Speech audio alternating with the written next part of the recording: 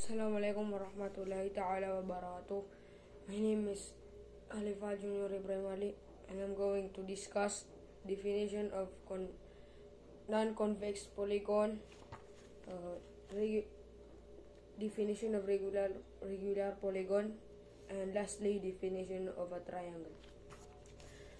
Starting with definition of non-convex concave polygon. A polygon is non-convex concave if and only if at least one of its sides is contained in a line which contains also points in the interior or polygon. Kagaya yung polygon, yung non-convex polygon or concave ay only yan sa mga least one of side, mga isang side na contain na line. Isa lang yung line. Yung interior din nila na nagko-contain siya ng points pati sa labas. Ang example ng non-convex polygon ay ito.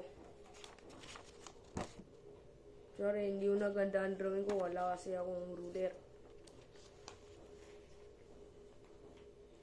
At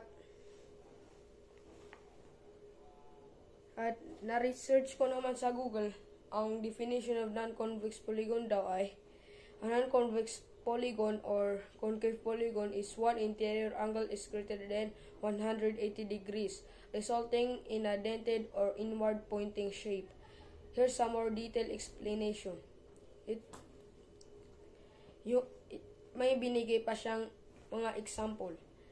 Ang una dyan ay interior angles. Is in a non-convex polygon, at least one of the interior angle will be reflex angle, meaning it measures between 180 and 360 degrees.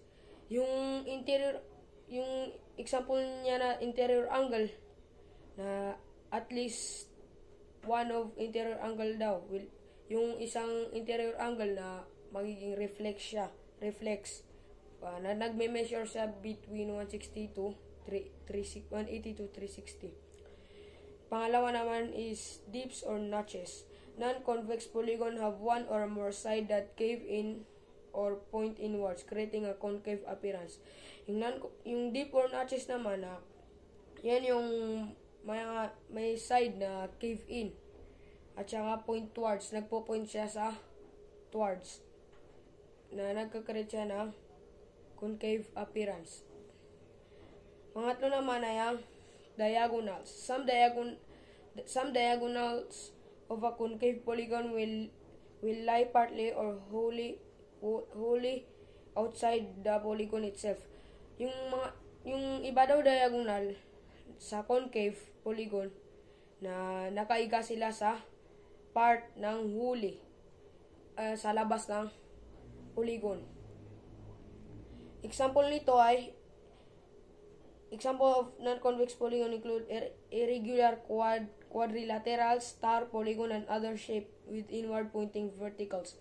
Yun, kasi yung star, isa dito sa mga example ay ang star. Kasi ang star ay nakapoint siya sa vertices. May point vertices siya. At pangalawa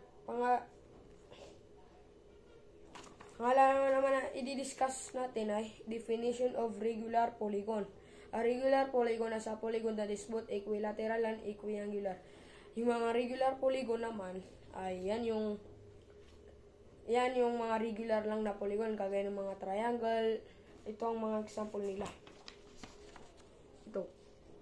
Triangle. Yan.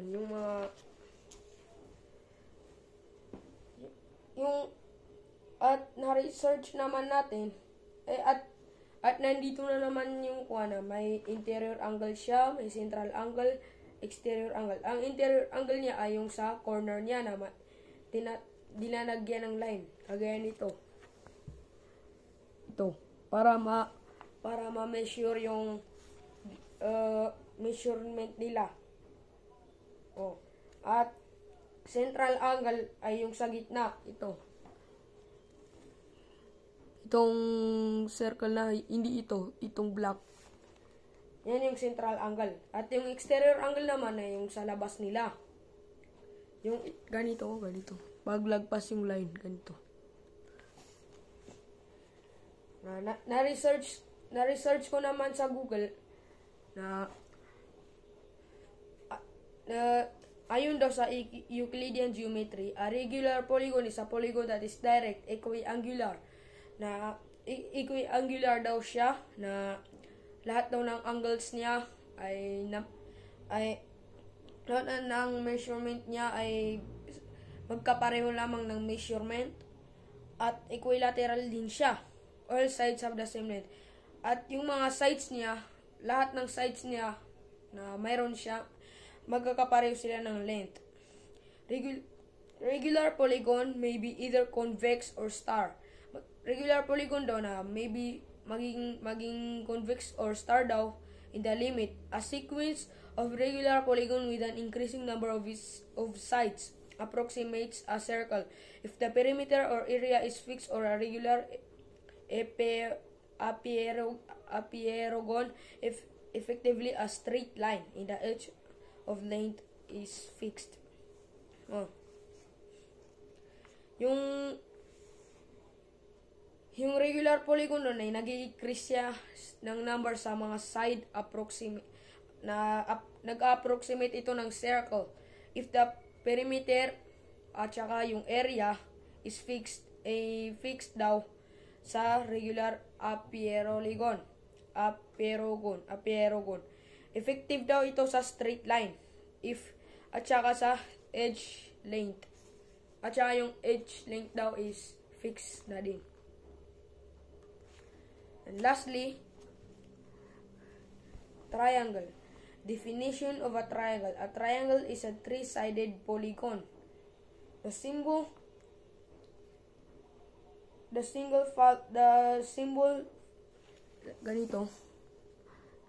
ganyan na symbol ay followed by the three letters representing the non-collinear points or the vertices is used to name the triangle. Every triangle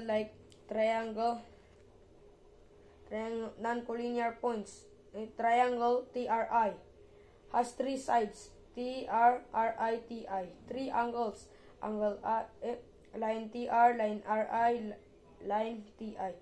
At saka mayroon din itong tatlong angle na angle T, angle R, angle I, and three vertices. Itong mga angle na to ay yan yung magde-draw ka sa triangle. Like, wait.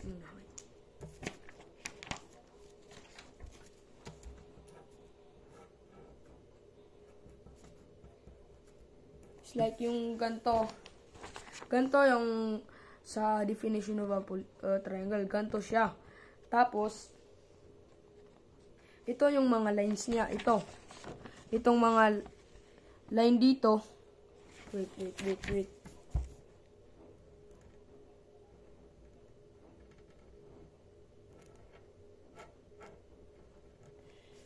Itong line dito, yung A hanggang sa B, na line AB yan.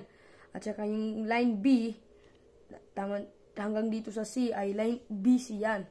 At naman yung A hanggang sa C ay line AC yan.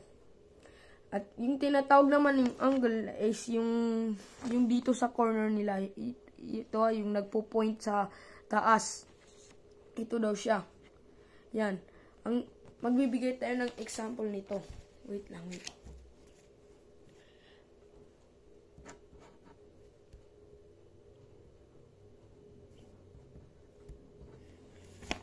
Ito, DBC. Ganito itong mangyayari.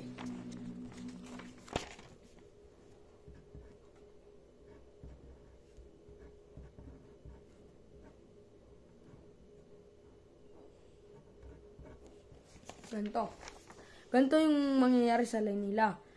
Kasi ito ay ang line nila.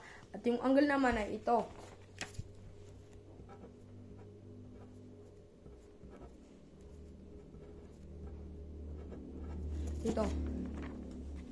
Ito naman yung angle nila. Ito. At saka, yan guys, tatandaan nyo lang. Ito ito ay, itong A hanggang sa C ay line yan. Line yan. Line. At yung naka-point off naman dito sa taas, ayan yung point nila. At saka, mayroon din tayong na-research sa Google na yung triangle daw is a fundamental geometric shape defined as a closed two-dimensional figure with three sides also called edges and three angles also called vertices. Ang triangle, so, yung fundamental ng triangle is geometric shape daw siya. Naka-close daw siya sa two-dimensional figure na may tatlo siyang sides. Na yun ay tinatawag na edges.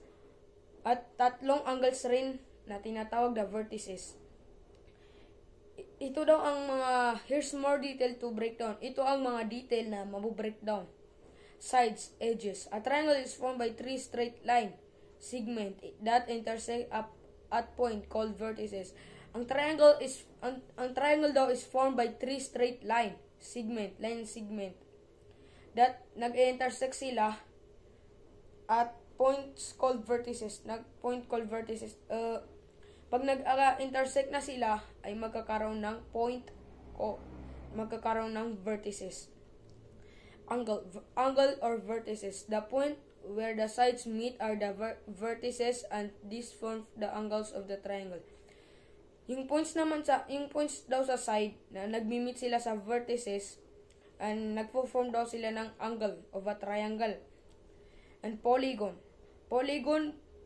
because it has three sides. A triangle is also considered a polygon, that simplest type of polygon. Dahil tatlo daw ang sides nito, ang triangle is also parte na siya ng polygon. At lastly, angle sum. The sum of the interior angle of any triangle is always 180 degrees. Yung sum naman ng interior o sa loob ng angle ng triangle ay lagi yan 180 degrees. So, yun guys.